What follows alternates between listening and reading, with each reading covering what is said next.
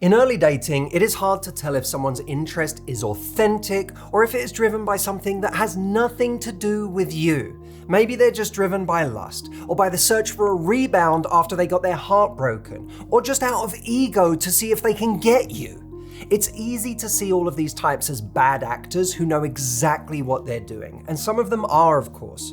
But others aren't even conscious of what's driving their behavior, so you wouldn't learn the truth even if you asked them.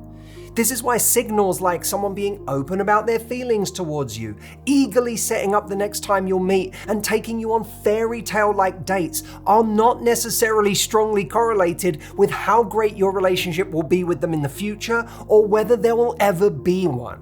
A classic error is mistaking someone's attention for their intention. In truth, some of the best relationships burn more slowly, have less certainty in the beginning, and even have more friction, which we will talk about later in this video. And some of the worst relationships start off like a perfect Disney movie with fireworks. It is confusing. It is hard to tell what emotional availability actually looks like in the beginning. So in this video, I wanted to share with you a few signs, or green flags for a change, of what to look out for in the first few weeks or months of dating that can help you figure out if their behavior shows real intention and possibility, or if this person is doomed to break your heart. If you're new here, I am Matthew Hussey. I've been a coach for almost 2 decades. I wrote the international bestseller Love Life, this book right here, and I share the lessons I've learned over the years on this YouTube channel. So subscribe and give this video a like so that I can reach more people who need to hear these lessons. Here's the tricky thing that trips a lot of people up. In early dating, love bombing and actual interest can look eerily similar. It is only the aftermath that lets us know which one it actually was. A love bomber can send flirty texts showing interest, listen to your wants and needs and deliver them to you, talk about the future and tell you how special you are. When you talk to friends about all of this, the cautious ones may say, "He's doing too much. That's love bombing." Whereas the hopeful romantics will say, "Oh my God, see, this is why I say, if men wanted to, they would. He is so into you." It's hard to know which of these voices to listen to. So what are the green flags that can tell you where your relationship is actually headed? Green flag number 1, reciprocity and momentum. Finally, an occasion for this hat. If you are going on incredible dates, but you don't hear from that person for a couple of weeks until it's time to set up your next one, there's a loss in momentum there. And if you've noticed lags like this, and you've been the one to step up and text in between dates, but the interest hasn't been reciprocal, it is a sign that this relationship may just be one of convenience, or to fill a void that has nothing to do with that person's interest level in you. An early green flag is that there's momentum and a reciprocal back and forth between the two of you. If you text first, does she keep the text exchange going? If you indicate you'd like to see him again, does he set up the next date? If you say you prefer calls over texts, does he pick up the phone and call you? Those are all green flags that this person's intentions are aligned with yours. Now, a good sign that you are experiencing reciprocity and momentum, a green bean, if you will. Thomas, maybe you can add a little green bean in between my fingers right now, is that instead of feeling anxious and confused, something emotionally unavailable people routinely make you feel in dating, you feel comfortable sharing how you feel and safe to communicate your needs and feelings. Now, one of the hardest parts, as we all know, about situations like this, especially if we are anxious leaning, is trying to figure out if the problem is us or them, and whether their behavior really does warrant our anxiety. Are we intuiting something that is off about their intentions, or is our nervous system playing tricks on us? It is so hard to trust ourselves when someone's emotional availability or unavailability only becomes apparent in hindsight.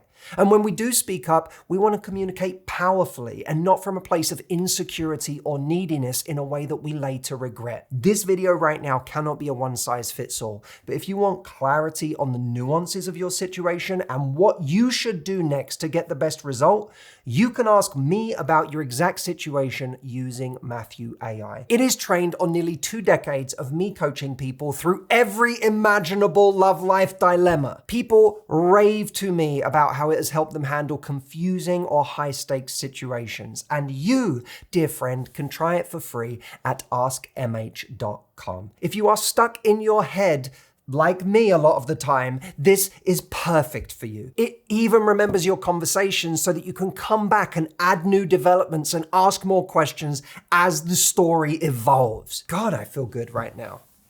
Must have been that bean. Green flag number 2. One feels safe to communicate their needs and their feelings. When you bring up your needs to an emotionally available person, their reaction does not leave you thinking, oh my God, what have I done? And then feeling like you can't bring something up the next time. One of my Love Life members told me about a guy she was dating who never texted her during the daytime. When she talked to him about it, he told her he couldn't give her what she needs, and he broke up with her. Now, she felt an instinctive regret at having ever said anything. But she didn't need to regret that because she hadn't lost the right person. The right person is emotionally available. And when you bring something up productively to someone who is emotionally available, it is a conversation. Either they'll understand and they'll change their behavior, or they'll meet you in the middle somewhere, or if they can't do something you're asking, they'll share that with you in an authentic and compassionate way that actually makes some sense and doesn't leave you feeling horrible for ever having mentioned it. And it won't be followed by a withdrawal on their part. You won't feel punished somehow, and they won't use it as an excuse to simply blow things up while allowing you to torture yourself that it was your fault. Here's a good test. If you're beating yourself up for having dared to point out something minor that ended things, it is not you who fucked up.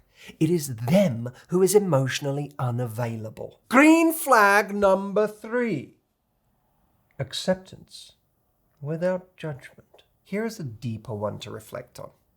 Emotionally available green flags show up as people who create a culture of acceptance from the beginning. In other words, you feel safe to not be perfect. Emotionally unavailable people often create a culture where you don't feel safe to be yourself. Maybe you feel judged in a contemptuous way, or like you have to perform to fit their narrative of what a great partner looks like, or what kind of past that person would have. Or you feel like there are parts of you that are too much, like you're too sensitive or emotional or demanding because God forbid you'd like to hear from them once a day. Or you feel like you're not enough because you like slow Saturday mornings in bed instead of joining them for a 6 a.m. gratitude session, followed by a quick Ironman and a breakfast cold plunge. If someone is continuously judging or picking at you or your lifestyle, it is important that you express that while they may have certain expectations of the person they want to be with, you are really happy and comfortable with who you are.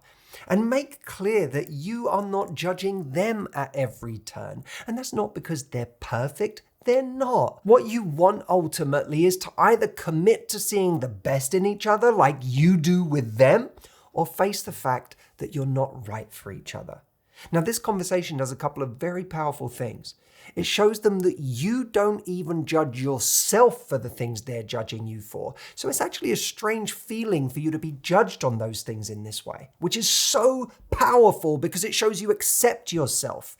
But you're also showing that you accept them in spite of their imperfections. It's not that you worship them, you see them clearly for who they are. But you apply a generous lens to them. And that is a rare thing that most smart people don't want to lose. But your standard is that you know full well what this kind of special love that you have to give is worth out there in the world.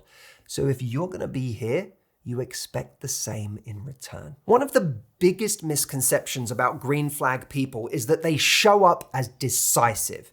That is not true, and this is very important. Emotionally unavailable red flags can be incredibly decisive in the beginning. And people who are actually right for you, who you can build a long-term relationship with, may show up in moments as indecisive and hesitant and unsure.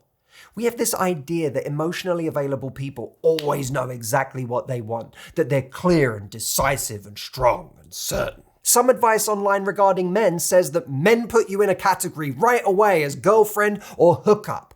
Other advice says when men know, they know. These things are such an oversimplification, it's insane. And all of them give way too much credit to men. Most human beings, regardless of gender, are uncertain about exactly what they want and need in life. So few of us know at the outset what will actually make us happy in a relationship. And the early stages of dating are often driven by emotions, dopamine, and lust.